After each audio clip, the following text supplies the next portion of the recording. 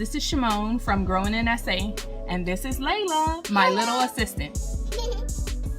Today we're going to be doing an Oxymel, and we're also going to be doing a tonic. I hope you enjoyed the video. I hope you enjoy.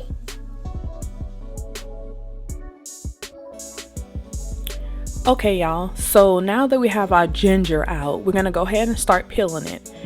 Make sure that you're getting all of the outer skin off. This peeler was not the business, you guys. For some, this is a tedious process, but for me, it's enjoyable. I really like to do stuff like this.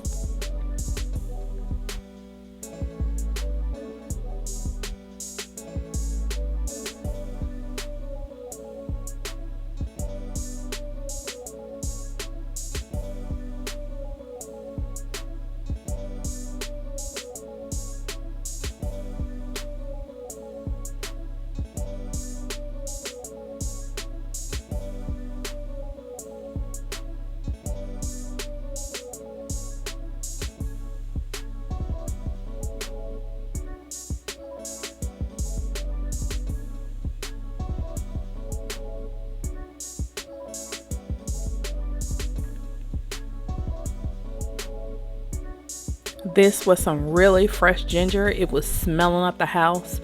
When I finished, my hands were smelling just like ginger.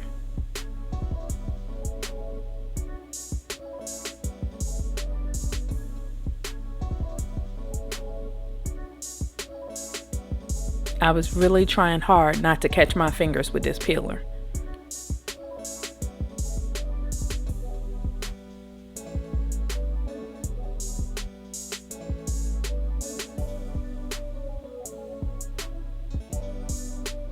Now that we have peeled it, let's get it sliced. For me, once we get closer to the fingertips, I start to slow down. I'm really fast at chopping well before then, but as it gets closer to my fingers, I slow way down. I make sure that I do not chop my fingers at all, you guys, because that knife is sharp.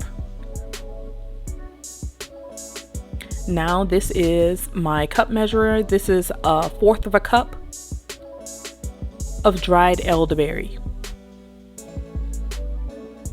Now normally I get my herbs from either the Frontier Ops, or it's a co-op, or I'll get them from the Mountain Rose herbs, which I really love, and I normally don't have any problems out of herbs. No bugs, no staleness, nothing like that. So I'm gonna get a 1/4 cup of the elderberry. Gonna get our clean jar, put in some of the ginger, and I'm also gonna be making these at the same time, so I'm just gonna go ahead on and clear off my cutting board and put the ginger in there now for the other stuff that I'm making. Let's go ahead and put our elderberry in there.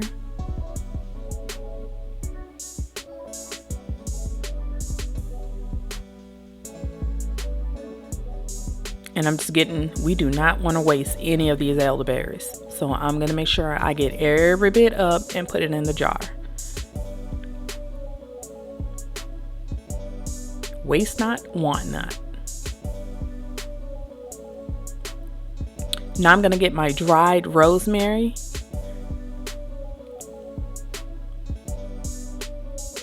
And I'm going to be following the same process. I'm going to get about a 1/4 cup of the dried rosemary, and I'm going to put it in there with the ginger. And that's going to be my rosemary ginger Oxymel.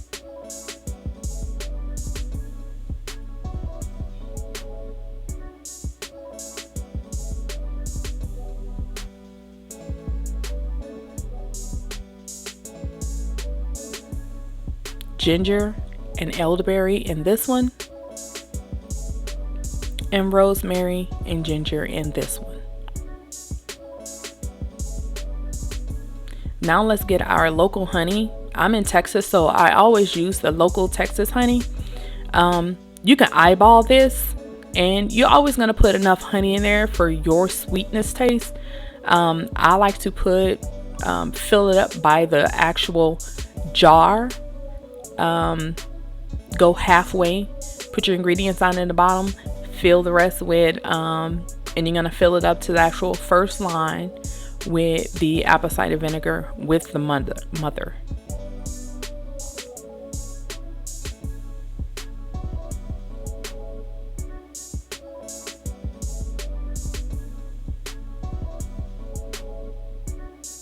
Put your lid and make sure you make sure that when you get ready to put your lid on, use parchment paper first, because the vinegar, the acid in the vinegar, is going to react with your top in your ring, your lid and your ring. So make sure that you're putting some parchment paper on there just to be safe, so that it don't start to erode.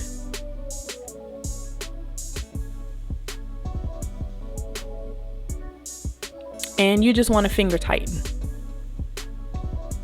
See? Nice and pretty. Make sure you shake it up. Make sure that everything is mixing well in there. And you're going to do this daily anyway. You're going to shake it once a day. Make sure that you're distributing everything throughout the whole jar. Sometimes the honey can go down to the bottom. But after the first day of you shaking it up, it should be fine, with just a quick shake every day. If you miss a day, it's fine. It's not going to hurt anything. Now let's go ahead on and make our labels. And remember, this is the Rosemary Ginger Oxymel. And Oxymel is just vinegar, your actual vinegar base and honey base. And then you're going to add in whatever beneficial herbs that you need. And I'm doing a rosemary and ginger because they're good for cold season. Rosemary has antibacterial properties, and ginger helps soothe your throat for coughing, and it kind of expels all the mucus up from inside your lungs if you're trying to get it up.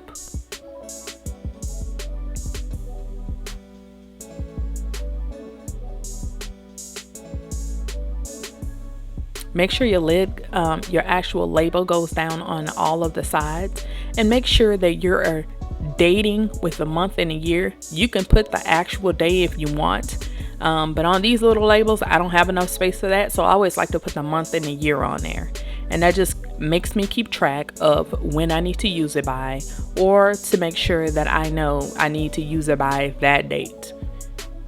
Normally, I like to use them within a year. It doesn't take us that long because we are a family of 4. So if everybody gets a spoonful, we have no problem.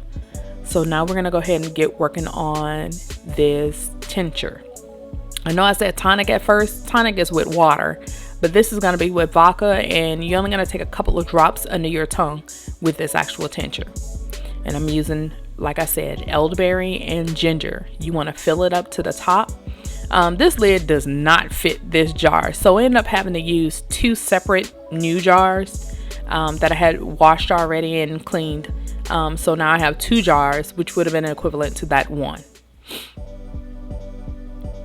With vodka, there is no reaction with that. It's just vodka. There's not a reaction to the lid like there is with the vinegar, the acidity in the vinegar. Now I'm going to go ahead on and make a label for these. And again, like I said, this is not a tonic. This is a tincture. I corrected the labels after that. But just make sure you guys know the difference in the two. And then again, make sure that you always date your labels.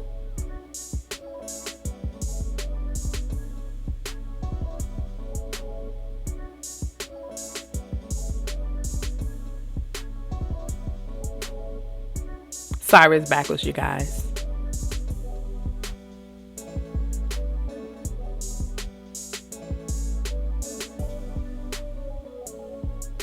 So now that we have enough ginger left over, I had peeled 2 of those. Let's go ahead on and mix another one. Let's make another Oxymel. I think that's what I'm making here. And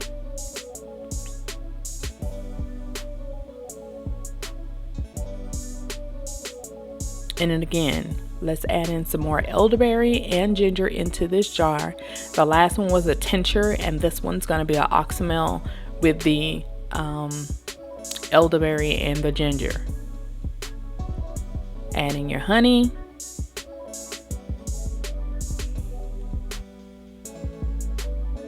And just remember, you guys, it may look like a lot of honey, but once you add in that apple cider vinegar with the mother, it's very, very, very strong. So you want enough honey in there to make sure that you're covering up the taste, especially if you're giving it to kids.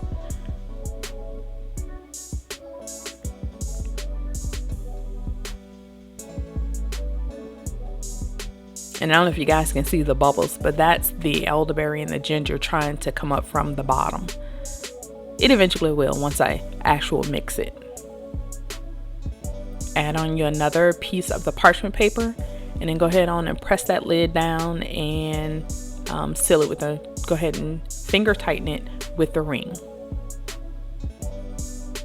Press down, Shimon, press down.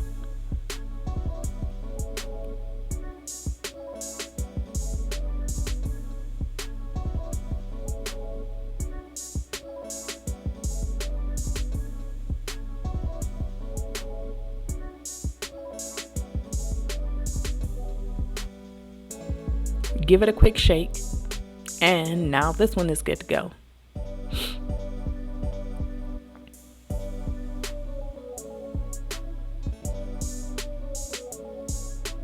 Again, make sure you have a label. This time I'm going to put it on the side of the jar instead of on top, only because I'm going to be trimming that parchment paper and I'll be able to actually see the label.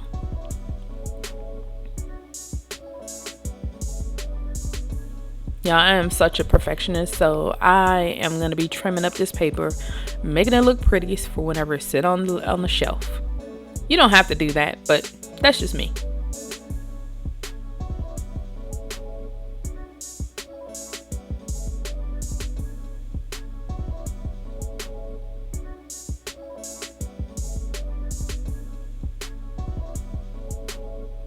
Bam, there it goes, you guys. So now you guys should know exactly how to do an Oxymel and a tonic this upcoming cold season, flu season, whatever you want to call it. Just make sure that you have a few things on hand. You have enough time.